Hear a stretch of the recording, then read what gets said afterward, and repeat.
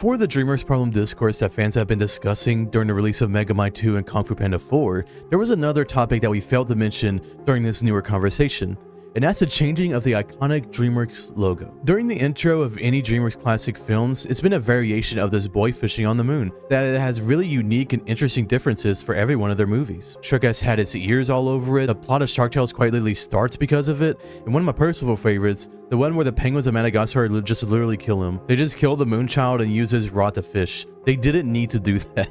I think everyone can enjoy how each movie has a slightly different variation of the logo. Even for movies that don't change it visually, have had different musical variations that set the tone of the film, or at least transition well into the beginning scene. Or just be B-movie and have Barry B. Benson go all the way to the moon and pop the balloons, dropping this child on his no-no zone, causing him to actually make a voice actor noise. Only to take his throne as a person who sits on the moon during the intro. It seems like most films that's a comedy without too much emotional heavy story like B-movie, Madagascar 2, Monsters vs. Aliens, they just destroy this child for no reason. And also Home basically just does the Monsters vs. Alien intro but just less funny. Kung Fu Panda's beautiful rendition begins in a similar style with the opening dream section of the film, which continues into the rest of the openings for the entire trilogy. Even Boss Baby, I'm the baby Jesus, at least begins with the symbol being one of those little baby spinny things that's above a crib. And of course the last one before the change, The Bad Guys, which has the main wolf guy just grapple up there without even needing to annihilate this child. This movie is called The Bad Guys and he doesn't even do as much damage as Barry B. Benson. Then the change happened. Starting with the peak film of Puss in Boots: The Last Wish, every movie afterwards will have the same intro scroll for every film with the exact same music for the exact same amount of time. I would list all the movies that have this, but it's just any movie released after The Last Wish. Quite literally no difference. Even with older movies, when it looked the exact same, you could at least get some music variation that sets the tone. And the main problem I have with this is, why? Why did they do this? Now for quite literally every movie that is released by them from now on, you'll see The Bad Guys, How to Train Your Dragon, Kung Fu Panda, Boss Baby, Trolls, and ending with their very first film that started what they are now, Shrek. Did I say that all these were the exact same? My bad. A movie does have a variation. Trolls 3. Yep, that's right. I just watched the beginning of this movie so I could see the logo intro just to see the variation. And guess what there is? Some different movies are shown, like Puss in Boots and Madagascar, meaning that the only variations be switching out the movies if it's from a franchise that the movie is about. Yes, they do change the second the logo scroll ends for any other movie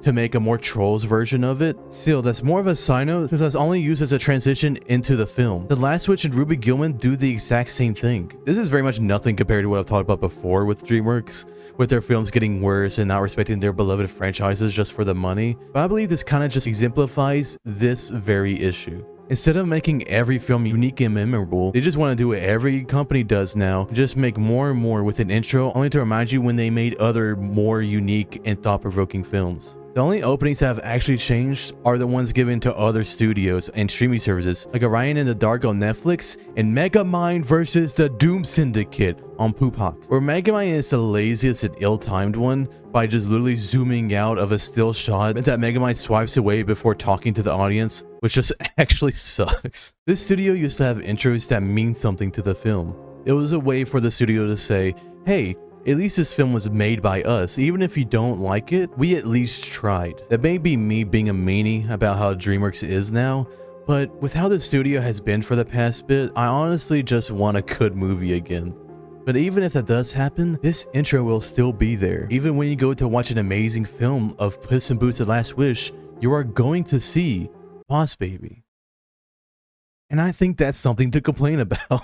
You know, if B-movie was popular enough to get a franchise, just like their other comedy-heavy films like Boss Baby or Madagascar, we would see that in the intro of these iconic films. Same thing as Will Smith Fish Shark Tale. Will Smith Fish Shark Tale. Will Smith Fish Shark Tale. Say that 3 times fast and I'll get you a cookie. Yes, the animation music is absolutely incredible, but I can't help but to think that we're missing something special with this change. It doesn't do the film you're watching any favors by showing some random other movies that the company you're watching made. Like, imagine before you watch any Netflix movie, it shows Stranger Things or any other iconic franchise before you watch the movie. Kung Fu Panda 2's intro gives tribute to Oogway, but Kung Fu Panda 4's intro gives tribute to the Boss Baby.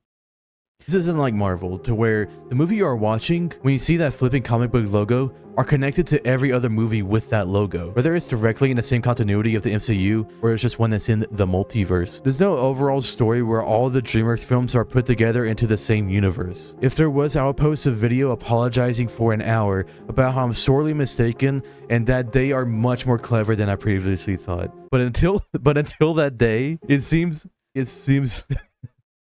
why did I say that? But until that day, it seems like just the same contentifying that most of all entertainment studios seem to be after within recent memory, making things to be products over a product that has any value. And that's why I'm sad about a thing. If you enjoy, then thank you. Bye-bye. Wait, I wonder what the intro for live-action movies would be. Do you think that'd be the exact same, but like realistic? Would Boss Baby just be a baby? Like just a regular-ass child? I don't even think that related to what I said before. But the idea of just a realistic... it's just a baby.